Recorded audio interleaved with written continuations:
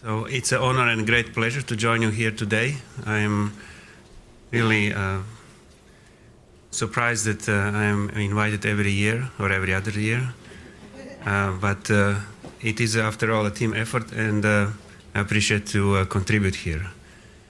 And I thank all the patients of mine that I have seen here too, that traveled probably from far away to join here. This is an amazing meeting, and I hope that we all learn from each other throughout the day. So Dr. Silver gave me a talk title to talk about the developments in myelofibrosis, which requires some introduction because we would like to be more practical and see how we actually approach the disease. Because when the patient comes through the door and visits us in the clinic, the patients usually ask the first question, what is this all about?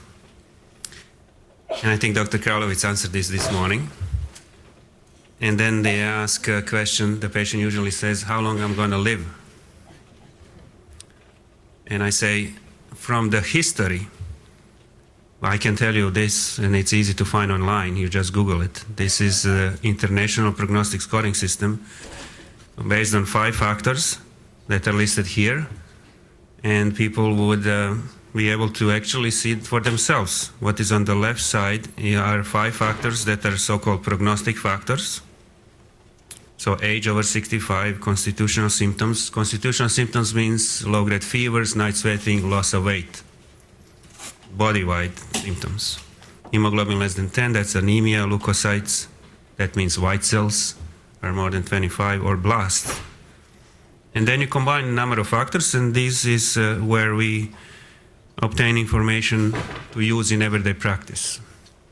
My answer to the question how long I'm going to live is that we're going to make your life as long as possible with these medications and new medications that we are developing, because what we have here is of historical significance. That does not apply anymore. And we are making progress. People actually live longer with a good control of signs and symptoms of myelofibrosis. So why would we then use this prognostic scoring system? There is only one real reason. If the patient is younger and based on these factors have a bad outcome, these are patients who have 2 or 3 of these factors or more, so the life expectancy is rather short, then it is time to consider bone marrow transplant right away. If there is a 50-year-old gentleman or lady who has advanced disease, 2 or 3 of these factors, this means intermediate 2 or high-risk disease, this is right here, then the survival of these patients is rather short from the historical point of view. But if you are young and healthy otherwise, that's a good reason to consider transplant sooner rather than later. So prognostication, based on these historical facts, are important for a consult to a bone marrow transplant doctor. We don't really treat patients with medications based on the scoring system. We treat patients based on what bothers them. Is it anemia? Is it a big spleen? Is it big liver? Is it loss of weight? Is it itching, night sweating, low-grade fevers? We treat patients for signs and symptoms of the disease because we don't have medications that would eliminate disease. So we treat patients for things that impact their quality of life. If transfusion is required, then we treat patients for anemia to make them transfusion independent. If the spleen is very big, we treat patients for a big spleen to make it smaller so people can eat, bend, and enjoy quality of life. If they're losing weight, unable to walk, we try to improve the quality of life. So bone marrow transplant is the only way to cure people from the disease. And we then consider it based on these prognostic factors in patients. As I said, the first bullet summarizes it. Younger, high-risk patients whose survival is not projected to be too long, this is where we need to do the transplant sooner rather than later. Now, we are making progress in the transplant setting as well. It used to be that you are 55 or 60, and they say, oh, no, not anymore, because our cutoff for the transplant is 54, or whatever the number is. It's changing. And we are, at least at my center, At MD Anderson, we do transplant in patients up to 75 years of age because there are significant improvements how the transplant is done, what kind of cells from the donor we use, how we manipulate the chemotherapy agents that are given to a patient to eliminate disease, how we care about the patients after transplant. However, unfortunately, it is true that there are many complications. These are in other bullets on these slides. It's not that easy, and it is personal decision of the patient. The patient is decision maker when and if to do the transplant. And the bottom line is at the bottom. Unfortunately, only less than 10% of the patients actually do the transplant for different reasons, because patients are older, don't want to do it, it's very risky, there is no donor, there are other medical problems that prevent the transplant. It's not that simple. One of the goals in therapy of patients with myelofibrosis is to increase the number of patients that would be eligible for the transplant and cure more people, obviously. So what are then clinical problems that we face? Now we step away from the transplant, and these are the reasons that we worry about. On the clinical need part, this is on the left side, you see anemia, splenomegaly, the issues that I mentioned before. These are the clinically relevant problems that we face in management of the patients with myelofibrosis. And on the right side are some medications that are used for these particular problems. And many times we combine them. This is just an attempt to give you perspective what kind of medications for which problem that we face we use. And many of you may be on one or the other of these for these particular problems. None of these, except the one in orange, Ruxolitinib, which is a JAK inhibitor, have ever been approved as a therapy for myelofibrosis. The main reason is, unfortunately, most of these medications, apart from Ruxolitinib, which is approved, all the other ones do not really work in too many patients, a quarter or a third, and not for too long. Ruxolitinib was approved, now it's going to be 4 years, because it does a couple of things very well. That's why I put it here under the symptomatic splenomegaly. It will improve in many patients the spleen a lot, so people can bend, enjoy life fully, eat more, and the quality of life greatly improves. The same with constitutional symptoms. That is on the lower part of the table. People gain weight. They are able to walk more. Itching, night sweating, low-grade fevers may go away. And now we have some evidence that with good control of signs and symptoms, Ruxolitinib can also actually prolong life for a few years. It does not cure people, but can control the disease signs for a good period of time, and people may live longer with it.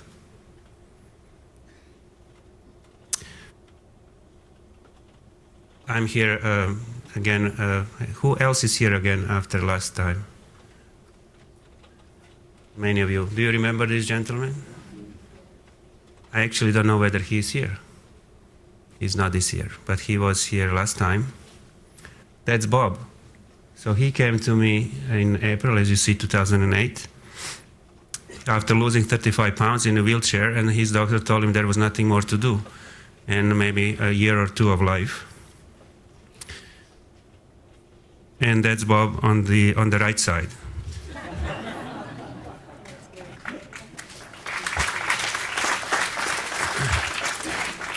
Now, he's not the only one that has extraordinarily good benefit.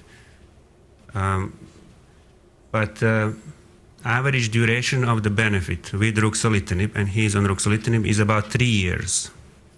Average duration of the benefit is about 3 years in studies so far. So it worked for some time, but not forever. No medication works forever. That's why we need a lot of research, and we have many studies that I will mention to do something about patients that do not respond or lose response or have other problems that we do not cover with Ruxolitinib. It's only good for spleen and symptoms. It's not going to eliminate disease. It's not going to improve the blood cell count. It's for symptoms and the spleen. So how you manage the patient with a JAK inhibitor? It can improve the symptoms and the spleen. This is in a black box on the top. On other hand, the JAK inhibitors, this is here at the top, hematological toxicity. What is hematological toxicity? That means it can actually lower the blood cell count. One side effect of the JAK inhibitor is a lowering of the blood cell count. So we have improvements in the symptoms and the spleen. On the other hand, it potentially can lower the blood cell count. Why JAK inhibitors lower the blood cell count? Because in everybody's body, with or without disease, the JAK enzyme that this medication inhibits is important for the cell growth. So if I am to take the JAK inhibitor, I will, after some time and with a high dose, develop anemia and low platelets. So that happens in the patients. Depends on the dose. The higher the dose, the more likelihood that it will actually lower the blood cell count. And at the same time, more likelihood that it will shrink the spleen to a significance. So one needs to balance the two. There is no prescription to it. You take this dose, I'll see you in 6 months and we'll see how you do. That's not how it's done. It has to be individualized. And the target is to individualize the approach with the dose and use the maximum dose that is possible, which is safe. Because the higher the dose, the better the spleen response and it lasts longer. But one needs to be worried about anemia and low platelets. And when to stop has to be decided by the physician and the patient based on the balance between the efficacy and the toxicity. For example, you have a patient who has excellent response with a significant reduction in the spleen and the symptoms, and now after 2 years the spleen grows back and it's as big as it was at the beginning. But the patient still has excellent quality of life, gained 20 pounds and enjoys life fully and travels. Well, the benefit is still there in controlling the symptoms, so I would not stop the therapy, but maybe do something about the spleen by adding another medication for the spleen, or maybe take the spleen out. Combinations of the medications that I mentioned at the beginning are welcomed and encouraged. In fact, I was this morning at another meeting for doctors. Chemotherapy Foundation Symposium is underway, where my talk was maximizing the benefit of the JAK inhibitors. And I emphasize combinations. It does good on the spleen and symptoms. Why not add anemia drug to it? If the blasts are high, which means the transformation to acute leukemia may happen, why not add medication for the blast? So we are talking about combining things together. Anemia is not a problem with the Ruxolitinib in terms of affecting the response. Anemia can happen, but this is the spleen reduction in green lines on the Ruxolitinib. It reduces the spleen in patients that have anemia or don't have anemia. Presence of anemia is not detrimental for the patients on the therapy. On the right side, it's a curve in green, improvement in the symptoms. The blue is control patients. They get worse, unfortunately, but patients on therapy get better, both in the spleen and the symptoms, with or without anemia. Anemia is not contraindication for use of JAK inhibitors. And with that control of the signs and symptoms, improving the body condition, people may live longer. But no study ever randomized patients to see whether patients actually live longer on a JAK inhibitor versus doing nothing or doing something else. The only clue in our ability to assess the benefit of the therapy in terms of prolonging survival is to compare different groups of patients that we have in our databases in different academic centers. So this is what was done here. One cohort of patients was from that exercise to develop international prognostic scoring systems that I started with. The other group was comfort group, that is the patients that were treated with Ruxolitinib, and they looked at their survival. And this is the difference here. So we are having a little discussion in academic circles here. We don't have ultimate proof that the therapy prolongs survival because we will never randomize patients and give a therapy or not give a therapy and see who lives longer. This is the only way that we can assess the survival, comparing the patients from different academic centers and different therapies like this. Anemia is not detrimental for Ruxolitinib use. This is the Ruxolitinib groups with or without anemia. They live longer than control groups. The lower two curves are the control groups, and this red one is the control group with anemia. So it's in everyday life, anemia related to the disease does affect survival, but not on therapy with the JAK inhibitors. And therefore, the doctors in the practice came up with the guidelines. This was published 2 months ago by European colleagues. This is European Society of Medical Oncology guidelines, how to use the therapies these days for patients with myelofibrosis. They do start with calculating that IPSS, International Prognostic Scoring System, to see what is the projected survival based on historical experience. And if the patient has advanced disease, so-called intermediate or high risk, look for the transplant, right? Like I said before. If the transplant is not an option, then look at Ruxolitinib. This is all on the right side of the graph. If the patient has earlier stage disease, then you look at the symptoms. Is the patient symptomatic? Just to have a disease without any symptoms and signs, otherwise, does not require therapy. So the patient is accidentally found to have some abnormalities in the blood cell count, the bone marrow is done, there is disease, patient is fully active, no big spleen, no symptoms, no significant anemia. That patient is usually observed, right? Because we don't have therapies to eliminate disease and there is no real clinical reason to intervene. So these are kind of guidelines now posted to doctors in everyday practice to follow. But we need more than one JAK inhibitor. And there are 2 that are close to possible approval. The word is possible because the studies for possible approval are underway. This is one of them called Pacritinib. This is the study that is underway. This is the Pacritinib versus best available therapy. Patients are randomized. And then you follow the patients and look at the spleen size and symptom improvement together, right? 2 benefits together, spleen and symptoms. This is underway. That's another drug here called Momelotinib, a JAK inhibitor. These are 2 studies. First on the top is Momelotinib versus Ruxolitinib. It's a randomized study between the 2 JAK inhibitors. What Momelotinib possibly may do, and that's what the study is all about, is that it can shrink the spleen, improves quality of life, and possibly improve the anemia. That's why it's being compared to Ruxolitinib, which is now standard practice. Pacritinib that I mentioned before is not causing too much of suppression of the blood cell count, so it's very good for patients with low platelets. And the other study with Momelotinib here is in patients that failed Ruxolitinib, so like a second-line approach, where patients are randomized to Momelotinib versus best available therapy in patients that failed Ruxolitinib, so second-line therapy.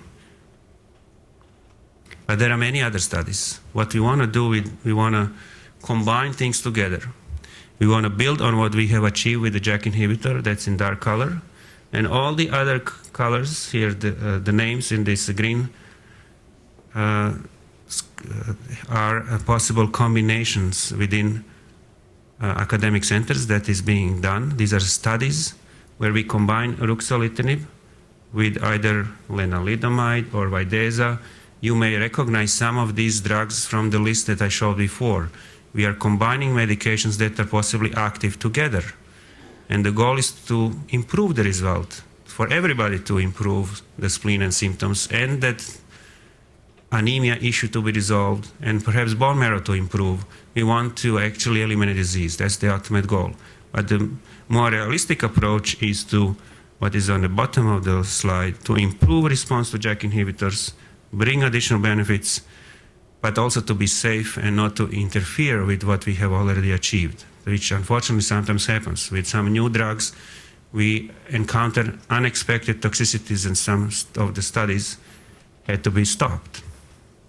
Apart from the combinations, there are many other drugs, and they usually have codes like this, that are being studied because they would target other abnormalities in the patient's bone marrow malignant cells. So biology of the disease is very complicated.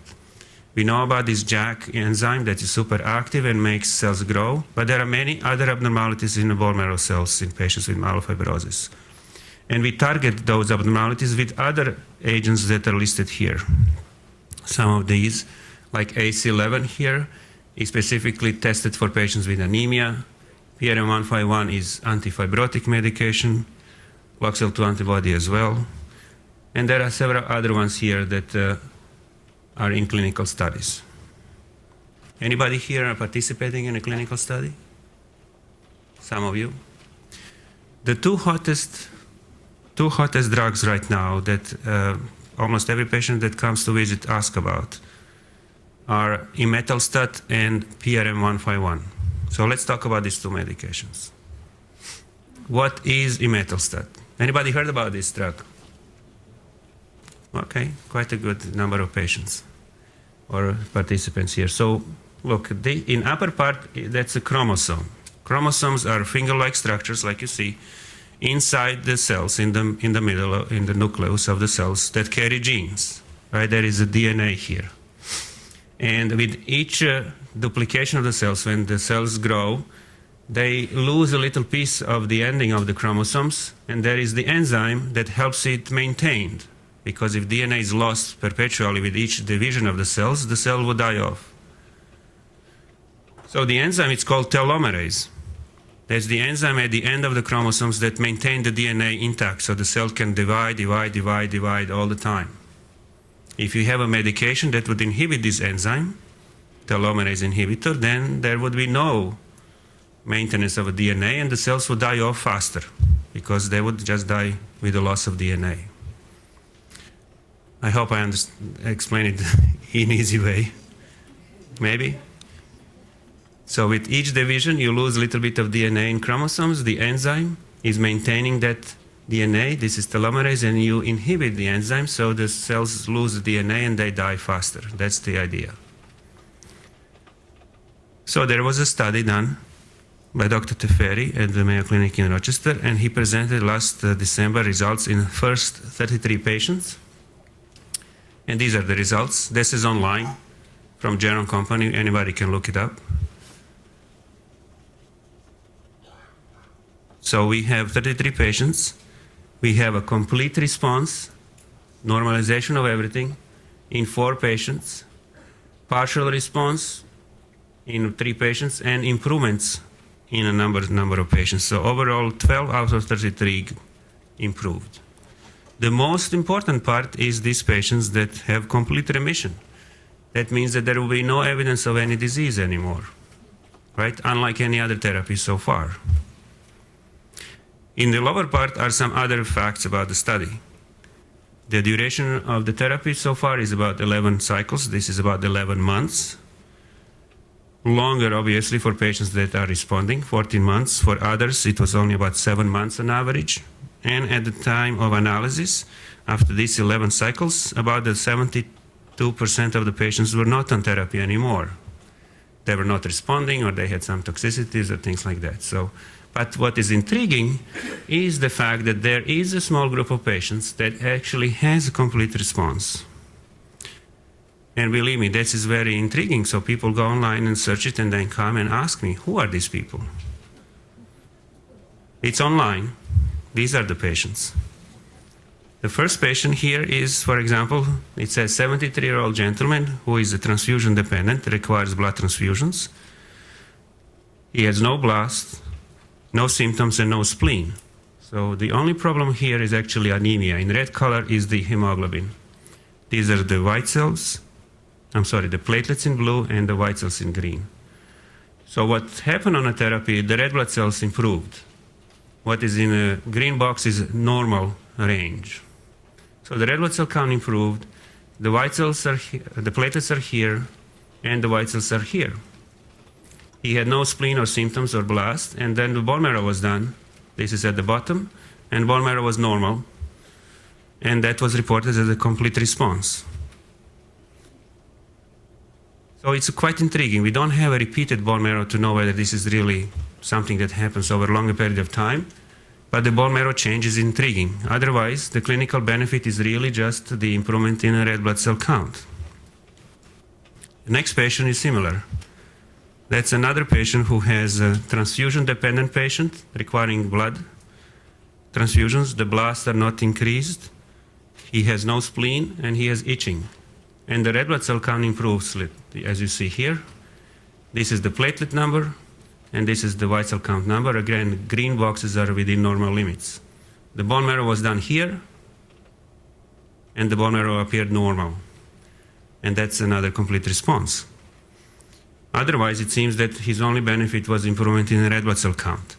So these are intriguing findings, but it's not quite clear really, is this the average patient that we see in a clinic with a big spleen, a lot of symptoms, weight loss, and all the other abnormalities in the white cells and platelets. It's good enough signal for a large study, global study to be done. There is a study now open in some centers already, about 200 patients to be treated with imetelstat to see really the potential of this drug, because it's very intriguing finding. The safety of the drug is listed here. Again, that's online. It does suppress the blood cell count. Low platelets, grade 3 and 4 is what we usually worry about in about 48% of the patients. Neutropenia, meaning low white cell count, anemia. So a number of patients actually have a low blood cell count as a therapy effect. And there were some issues with the liver toxicity. The drug was on hold, was not allowed to be developed for 10 months by FDA. And in the lower part, it seems that the low blood cell count may last a little bit longer than expected. This is for 4 weeks. Particularly low platelets can last a very long time. The other drug of interest is PRM-151. What is a PRM-151? In the normal body, and look at the cartoon only, there are cells in the blood that are called monocytes. That's a type of white cells. They change in the tissue in different types of cells. They differentiate. They do change. And the two types are macrophages and fibrocytes. Fibrocytes appear to be involved in the fibrosis in the bone marrow of patients with myelofibrosis. So they're derived from the blood cells, called monocytes. What the PRM-151 does inhibits this change from monocytes to fibrocytes. Again, this is on the right side if you look at the cartoon, the red X. And it does have some other inhibitory potential on some other cells down the road in this cartoon. We have this protein, PRM-151, it's called pentraxin-2, in our body. The liver makes it. And it maintains the stable differentiation of monocytes to fibrocytes in a healthy person, so that we don't have too much fibrosis when it's necessary. In this disease, it appears to be out of order. What we found is, on the left side, is that in patients with myelofibrosis, this is the blue dots, versus healthy people in the red dots on the left side, that people with myelofibrosis have much less of this protein in the blood. And we said, why is that? And it seems that it's being utilized in the bone marrow to fight the differentiation of monocytes to fibrocytes. The body is trying to prevent this fibrosis process. Then what we did next is on the right side, look at the level of PRM-151 or pentraxin in the blood of the patients in relationship to the grade of fibrosis in the bone marrow. So on the x-axis, you have a grade of fibrosis. The grade 3 is the highest grade. So it seems that the higher the grade of fibrosis, the lower the level of the protein in blood, which makes sense. It's being utilized to fight the fibrosis more and more. So therefore, the whole idea is to give it to the patients as an infusion, to try to prevent fibrosis from happening or from renewing itself so that it goes away. And it appears to be able to do that. There was a small study done in a multi-center setting, and this is the change in fibrosis over time after 12 weeks of therapy, after 24 weeks of therapy, and 36.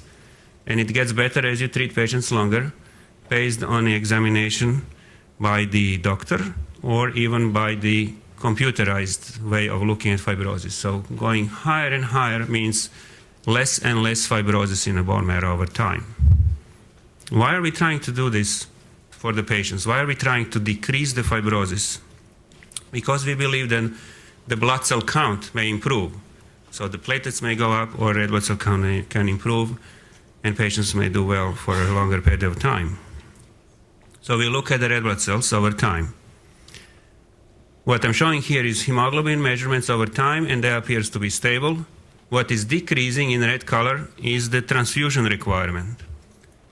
So patients need less of a transfusions, which would possibly suggest that because of the bone marrow change, less of fibrosis, there is improvement in the production of the red blood cells. And this is the platelet numbers. The platelet numbers do go up on the patients on therapy, and the transfusions of the platelets stops. So it seems from this pilot study in only about 26 patients that there is an effect on the bone marrow.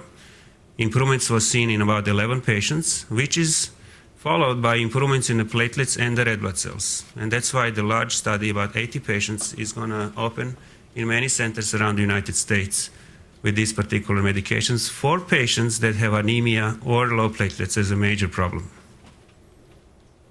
What about the safety of this drug? That's a complicated table, but it's relatively easy to understand that it is very rare to have any side effect. It's biological protein that we have in our own body. These are different groups of patients, and there are occasional patients with different problems, which by and large are not related to the therapy.